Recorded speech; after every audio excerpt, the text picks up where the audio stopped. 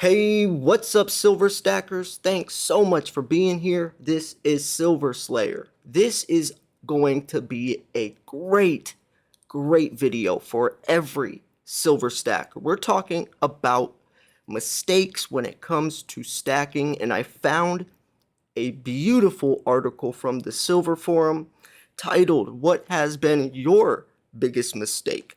So we are about to go over tons of different stackers' mistakes and just see what's up. And I love this because other people can comment on the mistakes some people have posted and just share their ideas and opinions.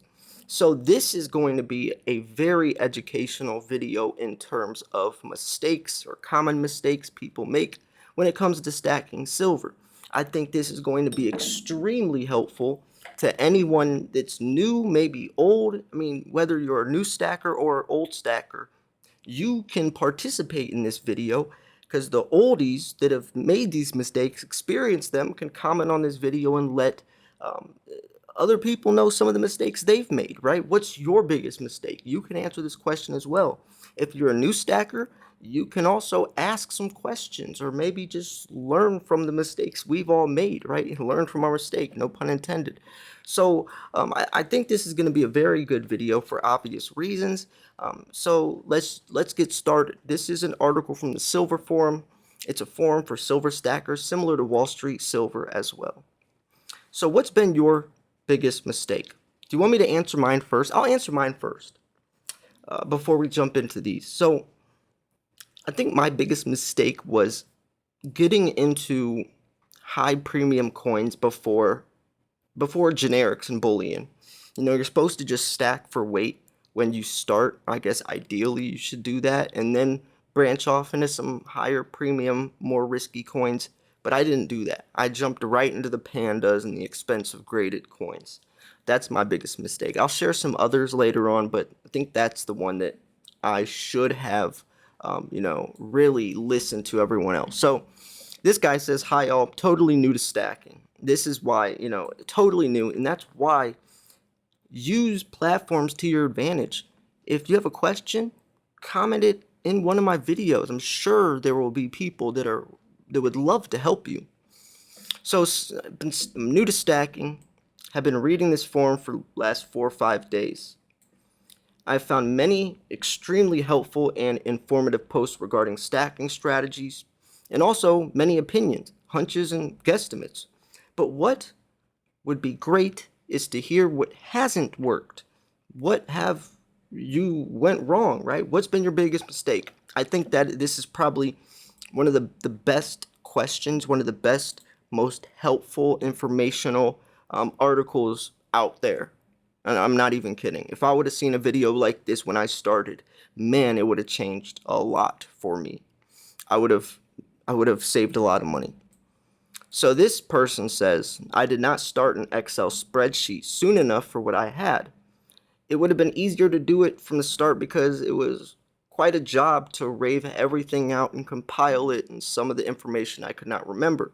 Put the name of the coins, bars, details, weight, grams, ounces of silver, maybe price, where you got it, and so on. All the details you might need. Do it early. It makes it easier to know what you have, what you might be looking for, average cost per ounce, total weight. I have a different section for gold and silver." Now, this is, this depends upon the person. If you're someone who does like some of the more premium, the semi-numismatic, maybe even numismatic coins, yes, you can go that route. Some people, when you're just stacking for weight, maybe you don't need that. But I know a lot of people do like to keep it organized. No, because I mean, if you have thousands of ounces, even hundreds, it's hard to keep track of what you have. And maybe if you're trying to collect some of these coins or just see what your dollar per ounce average is to the penny, getting, every price you bought at to the penny and then calculating that up, you can literally see how much you've made or lost so far. You can't really do that if you don't keep track with the Excel spreadsheet. So yeah, that's a great tip because that guy has to backtrack now and try to remember since he didn't do it from the start. This guy says, "I wish I'd stuck with the cheapest bullion silver I could have got my hands on rather than deciding to diversify into more premium stuff. exactly what my mistake was too. The thinking was that the premium stuff would increase and still give me profit, even if silver spot price did nothing but go down. But that is true. That can happen. But I want to hear what he says the rest. I'll talk about why. But anyways, but I've learned I don't have what it takes to identify. Oh, that's his problem. He doesn't know which coins to buy when it comes to high premium silver. So I don't know what I have. I don't have what it takes to identify what to get the optimum time to shift on. So my life would have been a whole lot easier if I just stuck to Silver Britannias, got as cheap as possible, just waited as long as it takes for the price to spike. Now this is a really good this is a really good post because he shared his mistake, but he also shared one of his weaknesses on why his mistake didn't work.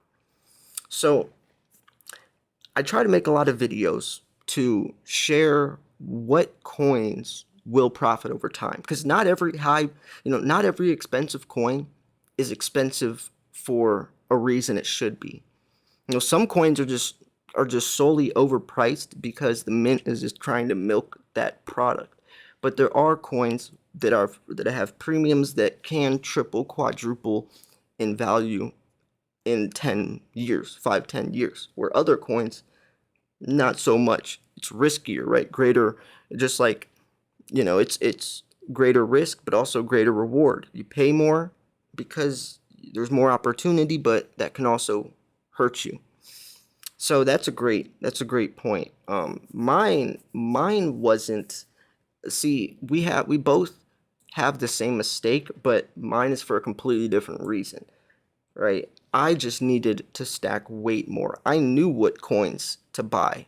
So that wasn't my problem. My problem was just focusing more on the collectibles and not how many ounces I had. So this guy says, responding to what we just said, how interesting.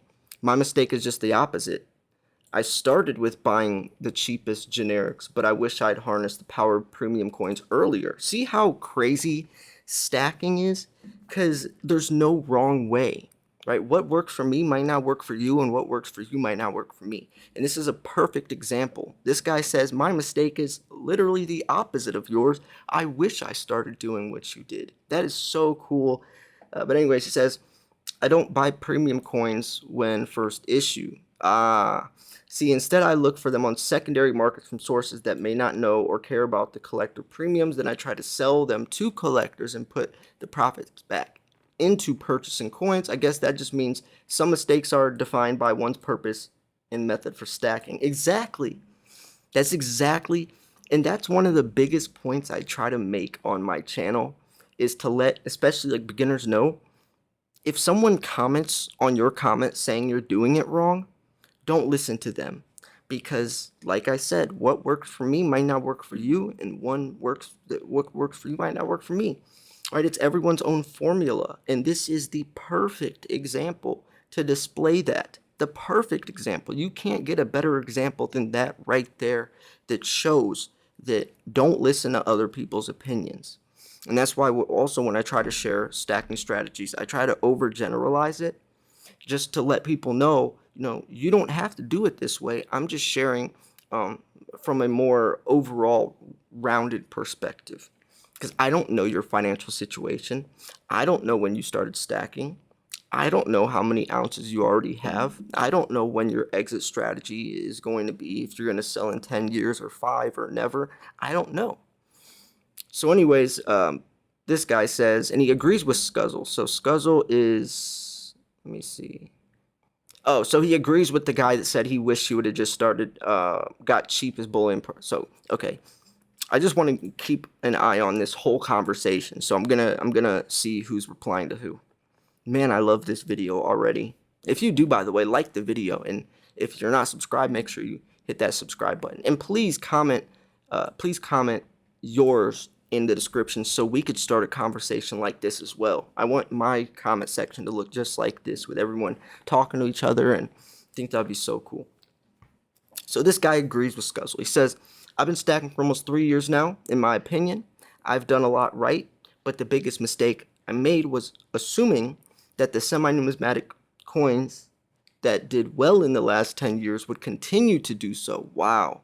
I'm looking at you, pandas and kooks. Well, see, okay. So I'll just read this. I'll just read this thing first. The new coins from all these series have gone absolutely nowhere since 2016, and I don't really expect them to either. Why would they? It's just silver at the end of the day. Well, then you could say that before. But anyways, in my opinion, the market's completely oversaturated with different series, all competing with each other to be the next hottie. None of them are as special as they would like you to think they are. But what is cheap and what you like the look of at the end of the day is to take any numismatic appreciation you may get in the future years as welcome bonus, not a given. Now, here's the thing. There's a reason why semi-numismatic coins are called semi-numismatic, right? There's a reason why, and besides American Eagles, high premium silver is called high premium. American Eagles are minted, 15, 20, 30, 40 million per year. Kookaburras, 300,000. American Eagles, the design stays the same every single year except for recently. Kookaburras and pandas, the design changes yearly. These coins have more collectible. A bullion coin, even an eagle. Eagles are so messed up right now, though, so it's weird to use that. Let's say, we'll just say maples. Those are minted in the millions and millions, but the design stays the same. It's a bullion coin with no numismatic value. See, pandas and kookaburras, it's called a semi-numismatic value, or a semi-numismatic coin, because not only is it sold for the metal content inside of it like a bullion coin, but there is collector value, the numismatic side of thing. Numismatics are coins solely sold for the collectability, nothing for the metal inside of it. Nothing for the metal inside of it. Bullion's the exact opposite. So semi-numismatic has both. Pandas are minted 8 million per year, which is still pretty low compared to others. Kookaburras, 300,000. Both of those coins, the design changes yearly. That's why there's a collectability factor to them. Now, you can't compare what the coin did, let's say, back in 2005 compared to now, because there's different mintage numbers each year. Collectability does change, but I still think if you have a 2016 Panda, by the year 2026, a decade later, that coin will have a massive premium. You would have made a lot of money, right? He's not waiting long enough. I just think he's not waiting long enough, right? I mean, he's saying, what year did he say? The new coins from all these series have gone absolutely nowhere. So he's saying 2016. Well, of course, the new coins from all these series have gone absolutely nowhere since 2016. Well, and this article was made in 2018. Look, the coin's not going to appreciate in 2 years. It takes 5, 6, 7 years. Of course, a 2016 Panda in 2018 isn't going to have made much because it's still only a year and a half from when it was minted, right? And you could even backdate and see that coins don't just appreciate like that year over year. Maybe he's looking at it from the back perspective of a 2005 Panda is worth this much, and then a 2006 Panda is worth this much. That's not how it works. The prices change by then. Back then, a 2005 Panda wasn't worth $75, and then the 2006 Panda was worth $95. So he's thinking there's, a $20 gap year over year. That's not how it works. Over time. So let's put this in perspective. The 2016 Panda, let's say by the year 2026, could be 75, as spot price is 25 or something, could be $75, and then the 2015 version could be $95. But even though those 2 years coming out are only a couple dollars, $2, $3 different over time, each year is going to get more collectible as they're backdated, just like a Lunar Series 2. A 2000 and let's say like a 2012 Dragon versus the 2000 and what other year? Well, just like a 2011 or something. There's a Massive difference in price. Massive difference. Back then, there probably wasn't, though. You can't look at the prices from right when you're buying them and compare what they're going to do. It takes a lot more time. And I think in 10 years from now, he would probably delete this comment, realizing that they do. But anyways, like I said, still buying bullion's the best. But I do like what he said at the end. As long as you buy what you like, you'll never make a bad purchase. So anyways, this guy says, I guess I'm still flailing around making mistakes after only stacking for a few years now. In terms of silver, my first purchase, basic bullion coins, Britannias, Kookaburra, or Kangaroos. And by the way, guys, this was in 2018, so the markets are way different. Back then, these coins were worth $2 over spot on AppMex, on the big dealers. If spot price was $25, back then it was probably like $15, $16. You could buy it on AppMex for $17. Isn't that crazy? Now, if spot price was $15, you would have to pay $22 for this coin. But anyways, this guy says, I regret these now as the margins were just so high, have zero numismatic resale value. Now, the margins, he means premiums. It's crazy to think that even back then, like a $3, $4 premium was extremely high. Because Eagles and generics had like a dollar premium, right? I mean, $1.50 tops. And that's, I mean, if you incorporate shipping costs, hopefully you paid over $99. And by the way, yes, back then, free shipping was orders over $99, not orders over $199. That was only until recently, in 2020, actually.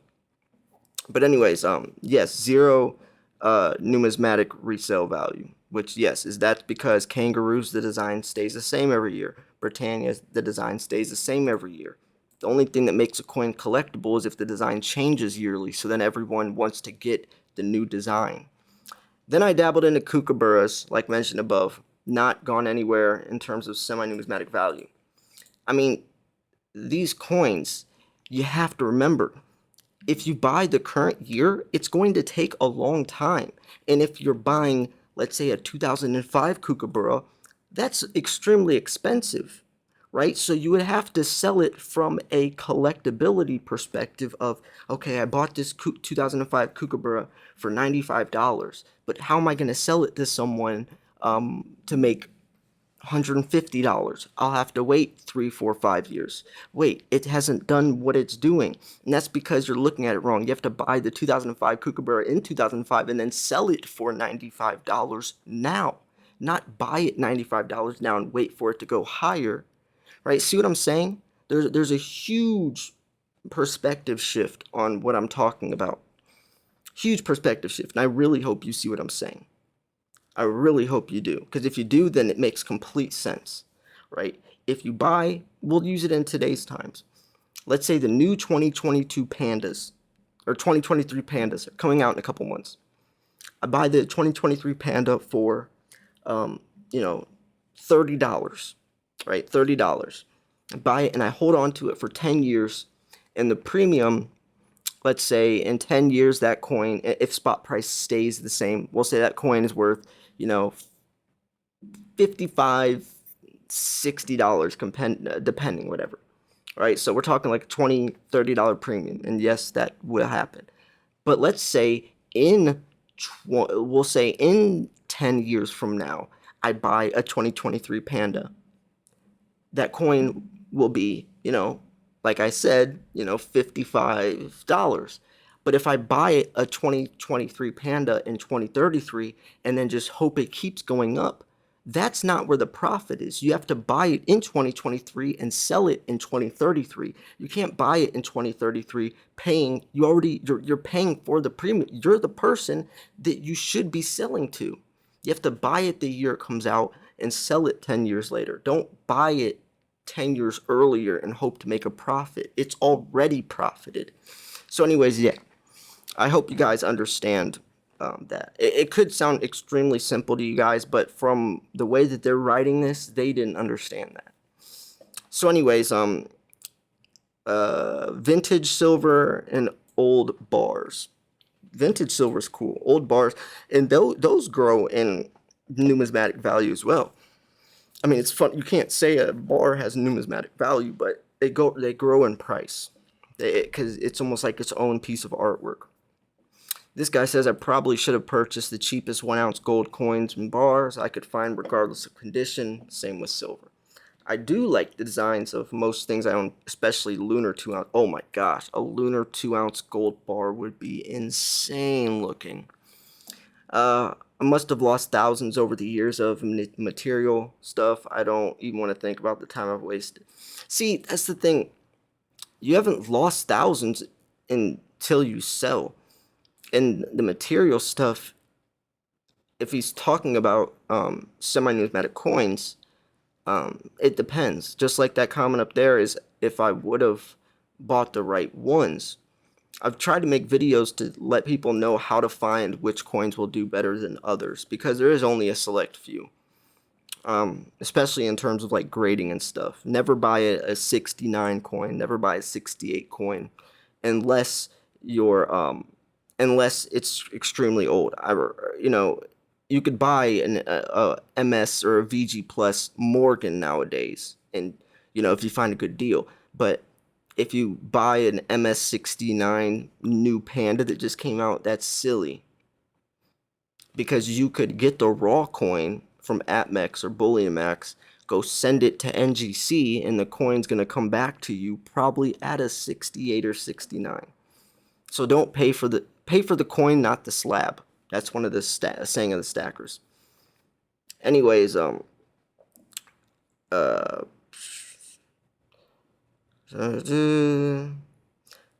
the premium coins, much more collectible bet. Yes, I've had poor success with some seemingly collectible coins and poor success with bullion, but for different reasons. Likewise, I've had winners on both sides. For me, American Silver Eagles are the bullion winner. See, nowadays that statement can't be true anymore. And almost always in terms of their ease for liquidation, ability to cover spot prices have held long enough, right? That can't hold for today. I can't say I've had a segment in the premium coins that is a winner, but I've switched from buying anything I thought would be collectible and appreciate what I enjoy collecting. Much better success. I think enjoying what you collect helps you understand the coin series. Coins that way allows you to buy and sell for profit. Just my 2 cents. Wow, that's it. Yeah, I mean, that's true, right? I mean, some people are willing to pay higher prices just because they like that coin, not because they're trying to make money. And that's the person that's willing to pay more money. I mean, for example, the PF70 Ultra Cameo Moon Festival Panda, the 2016 year.